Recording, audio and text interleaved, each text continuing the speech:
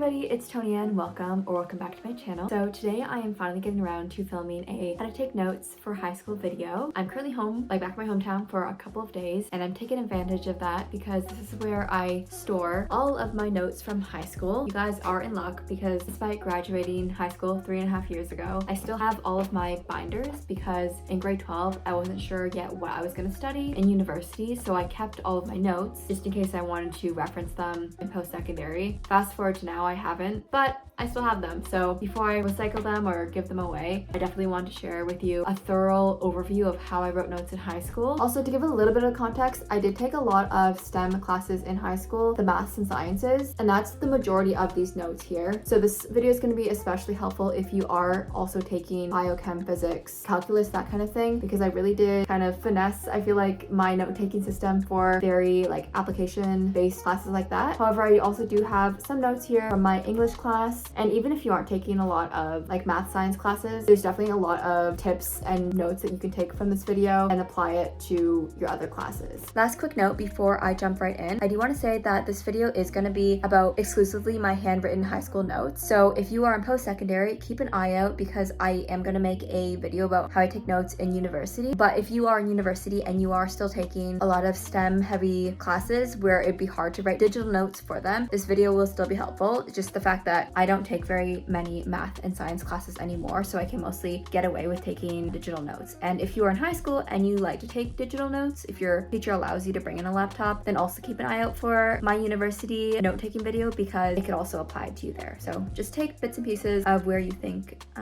fits for you. Okay, welcome to Tony Ann's bird's eye view camera. So I decided to just randomly start with my grade 11 biology binder. And what I want to do is kind of a flip through style video, which basically means I'm going to literally flip through each page. So it is going to be a bit more of a lengthy video, but I really like when people do flip through videos because it really shows exactly how they set up like their planner, their whatever. And so that's kind of how I want to do this video. So like I said, this is my grade 11 biology binder, and biology is obviously a very content memorization heavy class. At the front here, I always keep papers that I want to quickly reference and see all the time. For example, chemistry, I would probably have like the periodic table at the front. This one, I had to memorize these prefixes and suffixes, so I like to keep that at the front. And then we just jump right into the content. So as you can see here, I have a lot of stickies on the side, and I normally just use these simple paper ones to represent different chapters. So like chapter 1 starts there, and then also there's different units. This is like unit 1, unit 2 was like diversity of living things. So this is just a quiz I had to do on the prefixes and suffixes, and then we're jumping right into chapter 1. For biology, I used to take a blank piece of paper, printer paper, 8.5 by 11, and write out each chapter and the topics under each chapter. I'm pretty sure this teacher, he allowed us to have open book exams. They were a bit trickier because they were open book, and so I wanted things to be easily organized and know where everything is. So normally I wouldn't do this for a lot of my classes, but for an open book exam,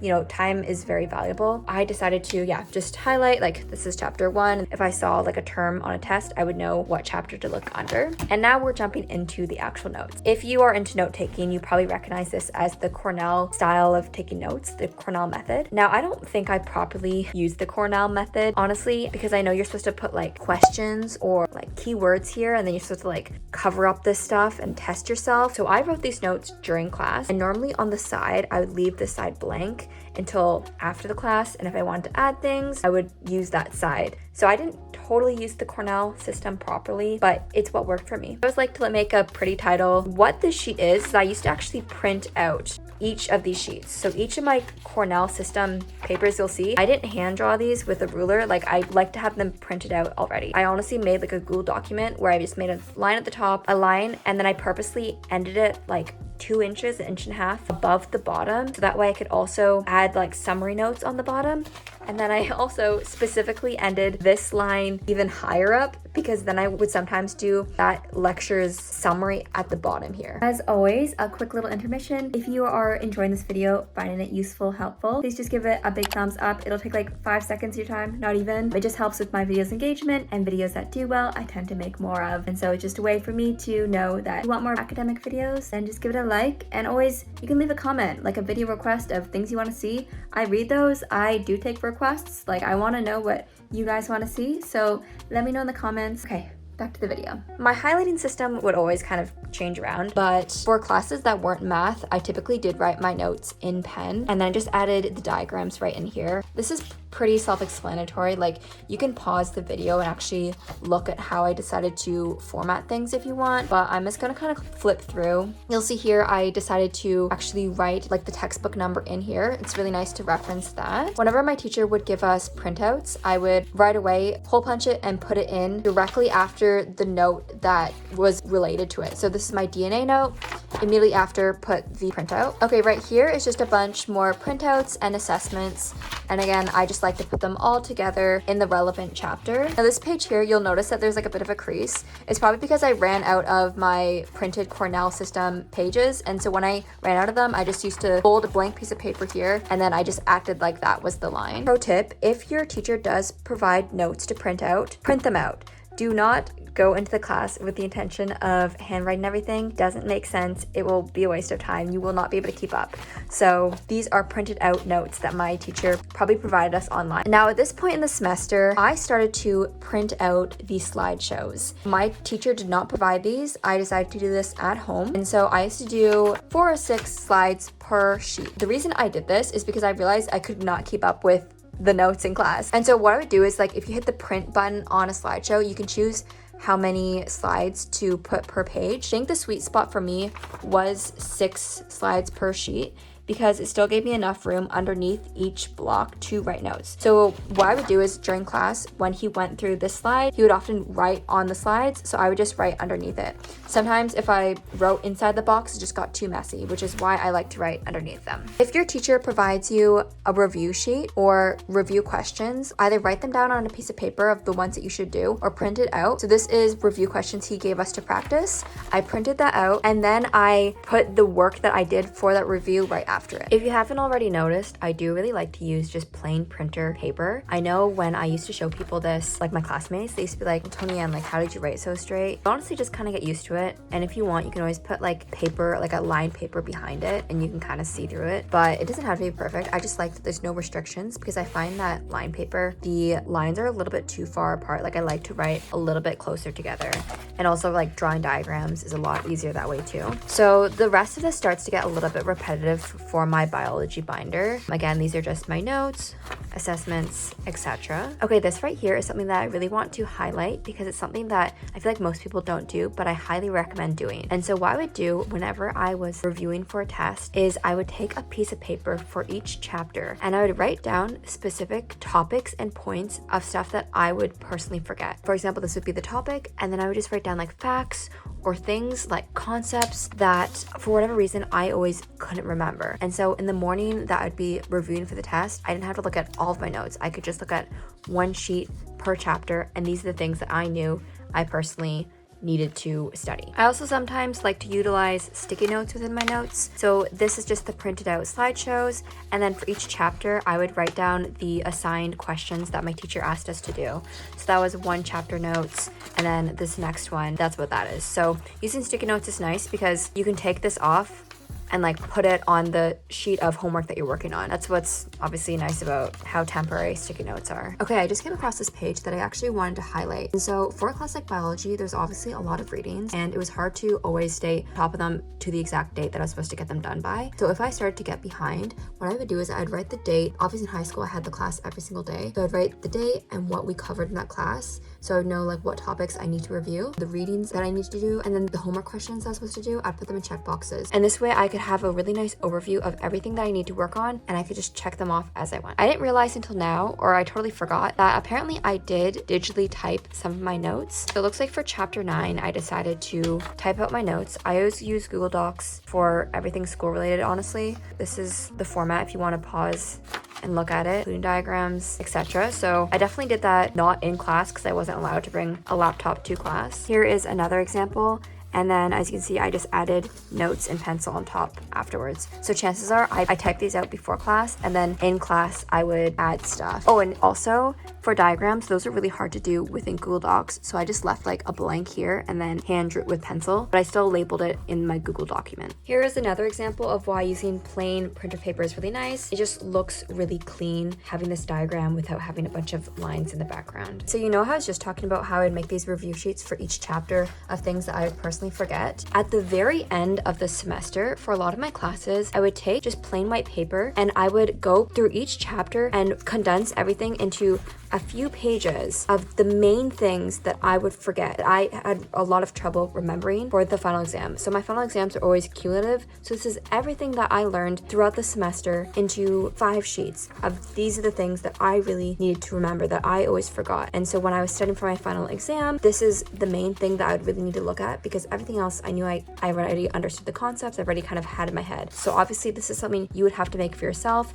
It's not something you could get from someone else like an upper year or from a friend. Like, this is something that's very personalized to you, and it always helped me so much. Okay, so that is everything from my grade 11 bio binder. So I'm now going to shift gears from biology into math. So I took a lot of math classes in high school. These 3 binders are all filled to the brim with math notes. I'm not going to go into each one into depth because that would take way too long, but I'm going to start with one binder, point out anything that I think is like different from how I took notes for biology, and then I'll do the same for these other 2 binders as well. So you know how in my biology binder I showed you how I had the review at the back of the binder? Sometimes I would also like to put the review at the front of the binder, so that way when I was pulling up my binder I didn't have to flip to the back. So these are like the review questions. This was grade 11 functions. So my grade 11 functions teacher asked us to do these questions, and then I would put them on here. Now for math classes, the way that I like to use sticky notes was to put on the main formulas that we were constantly using. So when I was writing notes for each chapter, I would write the actual formulas on the piece of paper,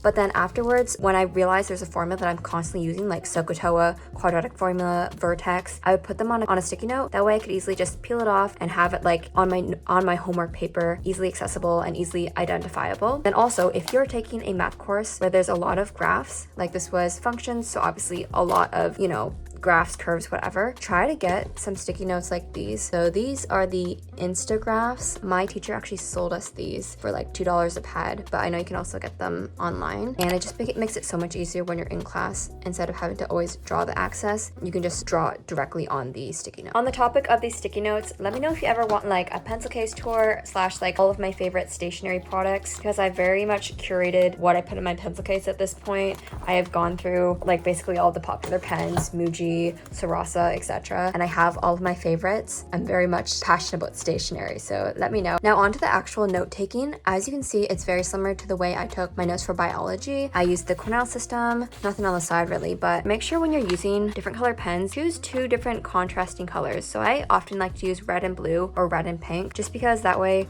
when you're looking at your diagrams, you can easily see the difference. Like here, that's blue, that's red. If you use like orange and yellow or something like that, it's just way too hard to tell. So these are the actual notes from class, and then right after on a lined piece of paper, I would just do my homework. So here's just a bit more of a flip through. As you can see, very consistent. Homework I would always do in pencil. And then the quizzes I put right in there. Also, whenever I had a question, when I'd be like looking back at my notes and there's something that I want to ask my teacher, I'd put them on the little tabs. So unlike my biology binder, I didn't use the side tabs for my chapters because I would put chapters on these sticky notes instead. I would use these and write down my question, or just put a tab where there's a question that I wanted help with. And that way when I'm in class, I could easily just be like, oh yeah, let me go to that tab so I know what to ask my teacher about. Another way that I like to use sticky notes in any of my classes really is to write down tips. Often the tips would be things that I would frequently get mixed up with, and so having it here as a reminder is really great. So I did that a few different times throughout my notes. Also, sometimes I would put a question that I had on the sticky note, so then right under it I could write the answer of what my teacher tells me. Now this is something that I started at the beginning of the semester. I didn't really keep up with it. My high school, we divided our marks into knowledge, application, thinking, and communication, and each one weighted differently depending on the class that you were in. So I really wanted to know the exact grade that I got on each of my tests and where I was standing in the class at the time. So I would write down everything and do the math to figure out the weighting of my grade. So if you are really that obsessed with your grades like I was at the time, you're more than welcome to do something like that. I was actually very lucky in high school because I did have a lot of teachers that were very good and allowed us to be well prepared prior to the class. So my math teacher for this class also provided us with notes online ahead of time. So I decided to print those out. Actually, I think this one she printed for us because it's the long sheet. And then in class, I would write on top. But even if she didn't provide us in class, I would print them out on my own at home and then bring it into class. Okay, so that is everything from this grade 11 functions binder. This next binder is actually one of my favorite binders that I used in high school. If you are Canadian, I highly recommend getting these ones from Staples. I think it's the Staples brand, but even if you don't have a Staples, get binders where you can just do a one-click like that. Like, you see how easy that is? It's so much less painful than, you know, like the metal ones that are on the side. And if you're using like an 1.5 inch binders, that can be a lot of force on your finger. So invest in high quality binders. It just makes your learning experience a lot nicer. And so there's not really much for me to show you here. In here, I kept all of my grade 12 advanced functions notes and my grade 12 calculus. So I'm just gonna quickly look through this myself and see if there's anything I wanna point out that's different from my other math binder. Something that I haven't really pointed out yet because it's not really for note taking, but when you are doing questions, like homework questions, I would recommend doing everything in pencil and then taking a pen and making any corrections with that right on top of the paper. So this is like my own work, me trying it first on my own, and then afterwards, if I didn't get it right, making the corrections in pen. So we are going to put away math now. And this binder before that I said was math, I realized is actually physics. So we are going to delve into the world of physics. As you can see, very similar format here. I'm not gonna talk about things unless I notice something different. I'm just gonna do kind of a flip through here pretty quick. Feel free to pause anything. As you can see, I did print out the slides, the notes, 6 to a page. Here it looks like I actually cut up these into 4 different ones just because you don't always need a sticky that big in your notes. So the main tip I can give you for any class like math, physics, chemistry is to practice. And I know you hate to hear it because it's a lot of work, but I just want to give you an example here is in order to get A's, you are going to have to put in the work. Like, as you can see, this is literally just chapter 1. This is all practice work that I did. And there's really is no secret to getting A's. You just have to put the work in. Looks like here I actually did not put the work in because I probably did not have time with everything else. But just a lot of practice work. Okay, I'm gonna put this away because it's really redundant at this point, and we are going to move on to chemistry. So this is my chemistry binder, grade 11 chemistry, one of the worst classes of my life. I just really hated chemistry, guys. My Cornell note system sometimes looked a little bit different, changing up the titles, but for the most part, all of my classes, I followed the same note-taking system through and through. So just doing a quick flip through, same old, as you can see. Oh, another example of a unit review. So I just divided up each chapter, different lines, and these are just things that I would always forget, need to remember, like do not include coefficients for molar mass, like things that I always struggled with remembering. Last thing that I want to highlight from my chemistry binder, if you are taking chemistry, chances are you're going to have to do like a bell ringer or some sort of lab assessment. And I know I was really nervous for my bell ringer, so I went into Google Docs and I typed out an entire prep document of anything that I thought I would need to remember or memorize. So it's just really nice to have a stapled package instead of having your entire binder. So let's say I went somewhere for an hour and I just wanted to study. Taking this is just a lot more portable than taking like a 2-pound binder. Oh, and then also here is my chemistry exam review. So that was my bell prep review. This is how I prepped for my exam. Very similar concept here. So I have 3 binders left, and these 2 I'm not even going to show you because they are just more chemistry, exact same format as you can see here. And then this one was some more chemistry, same things there. And then the very last binder, it's pretty empty, but I do have some English notes in there. So that's why I want to show you, because English is obviously a very different type of class. Oh, actually, I forgot I had this in here. So you know at the top of my Cornell notes, I would often do like a pretty calligraphy title. A lot of times people are like, oh, Tony Ann, like, how did you get good at that? I practiced a lot. So what this was, oh my gosh, this is gonna seem so stupid. What this was like I printed out these calligraphy letters so I could practice looking at this and knowing what it should look like in calligraphy. And then what this page is, I'm like a mega perfectionist, and I would really hate if because I have a really heavy hand, if my writing indents went on to the next page. So anytime I wrote notes, let's say I'm writing notes on this page here, I'd put this underneath here. That way the indents didn't go onto the page beneath it. I totally forgot I did that until now. And so really quickly, this is what my notes for English would look like. As you can see, the amount of notes I took for something like English is a fraction of what I took for all of my other classes. But I also still followed the Cornell note-taking system with printouts. I also put in like poetry that I did and things like that. I also sometimes hand type notes. Obviously for a class like English, it's a lot easier to type your notes. This is really random, but I also took a Python class. So here are a couple notes that I took from that class that I totally forgot that I even had.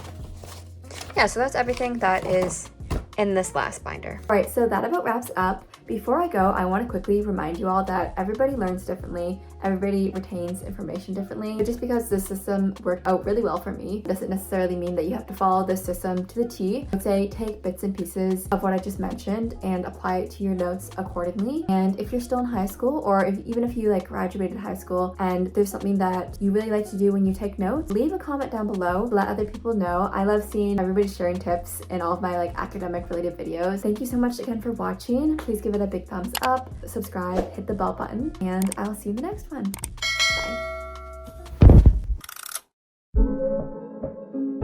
Bye. Oh, hello, Mama. What's